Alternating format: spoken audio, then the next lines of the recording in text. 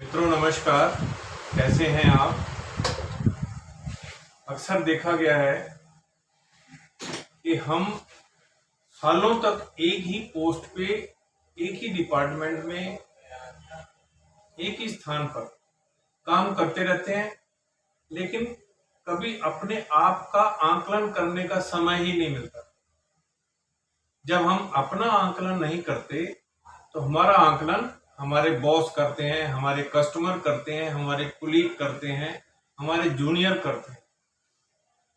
यदि आप देखा जाए तो अब वो कंसेप्ट नहीं रहा कि आपके बॉस को यदि आप पसंद हैं तो आपको लगातार इंक्रीमेंट भी मिलेगा, प्रमोशन भी मिलेगा और आपको कोई वहां से हटाएगा भी नहीं। अब आज के दिन कंसेप्ट वो आ गया है कि जहां कस्टमर आपको पसंद करते हैं, आपके बॉस करते हैं, आपके कुलीग करते हैं, आपके आपके जूनियर वाले करते हैं, यानी सभी तरफ से फीडबैक ली जाती है। 360 डिग्री बोलते हैं।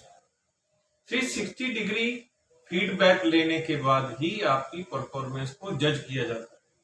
अभी पीछे आपने देखा होगा, कोरोना पीरियड में बहुत लोगों की नौकरी चली गई।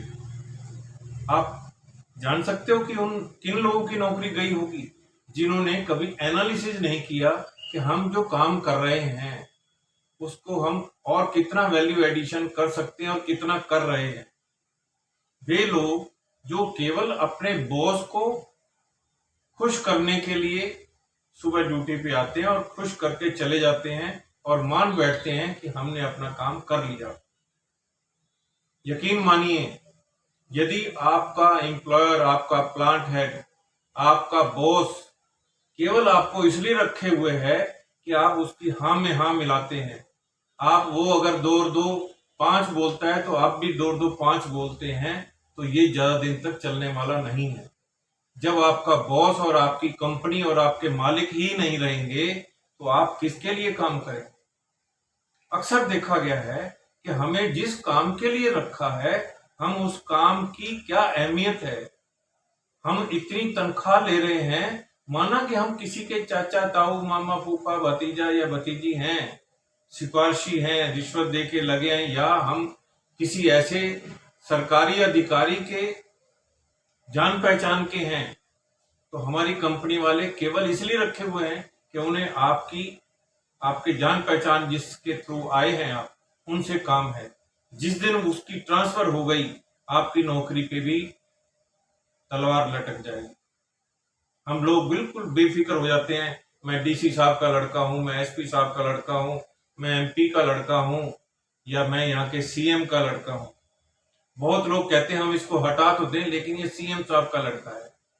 जिस दिन इवैल्यूएशन होगी, जिस दिन कस्टमर की जब भी डिमांड आएगी कि आप क्यों हट गए, वो कहता जी उसने मेरा काम सही समय पे नहीं किया, उसने मुझे इंफॉर्मेशन गलत दी, उसने मेरे साथ बिहेवियर सही नहीं किया, उसने मेरा फोन नहीं उठाया, वो मेरे साथ बदतमीजी कर रहा था। क्या उस समय भी हर बात का जवाब ये देंगे कि वो तो सीएम साहब का लड़का है, वो पीएम साहब का लड़का है, वो एमपी का लड़का है, वो पार्षद का लड़का है।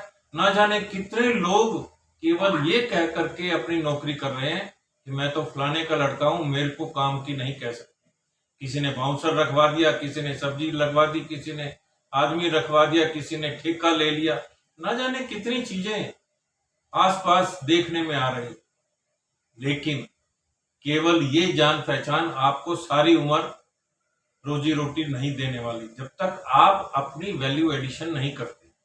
अब सवाल पैदा होता है कि हम अपनी वैल्यू एडिशन करें कैसे। वैल्यू एडिशन का अंदाजा आप इस बात से लगा सकते हैं कि हमने जब भर्ती हुए थे, जिस समय इस कंपनी में के साथ जुड़े थे, तब हमारी वैल्यू क्या थी और आज हमारी वैल्यू क्या है। वैल्यू मीन्स पैसों से नहीं है। कुछ लोगों की तनख्वाह 10,000 के लायक वो आदमी नहीं होते और उसे 50,000 रुपये दे दिया जाता है मालिकों के द्वारा, क्योंकि उन्होंने गलत काम उनके माध्यम से करवाने के। लेकिन अब आपकी एक्चुअल वर्थ जो है केवल 10,000 रुपये। इसी तरह से मेरे को एक किस्सा याद आ रहा है कि एक बार की बात है कि एक व्यक्ति एसटीडी बूथ से, बहुत पुरानी बात है, फोन कर रहा है कि बहन जी मैं माली का काम जानता हूं, क्या आपको माली की जरूरत है? वहां से आवाज आई, नहीं भैया हमें माली की जरूरत नहीं है। उसने कहा जो आपका माली काम कर रहा है मैं उससे ज्यादा काम करूंगा और पैसे उससे कम लूंगा, क्या आप मुझे रखना पसंद करेंगे? फिर वहीं से दूसरी तरफ से आवाज आई, नहीं भाई साहब हमें तो जो काम कर रहा है यहाँ माली, हम उसके काम से बहुत प्रसन्न हैं। उसने ये कह करके फोन रख दिया। जब रख दिया तो जहां से वो फोन कर रहा था, जिस एसटीडी बूथ से फोन कर रहा था, उस एसटीडी वाले को भी माली की जरूरत थी। उस दुकान वाले ने उसको कहा कि भैया अगर आप माली का काम जानते हो और मुझे जरूरत है, क्या आप हमारे यहाँ काम करोगे? पता है आपको कि उसने क्या जवाब दिया? उसने कहा नहीं भाई साहब मैं तो ऑलरेडी जॉब पे हूँ। बोला फिर कहाँ जॉब कर रहे हो? कहता वहीं जहां मैं फोन कर रहा था। कहता फिर फोन क्यों कर रहे थे? कहता मैं ये जानना चाहता था कि वो मेरे काम से कितना खुश हैं।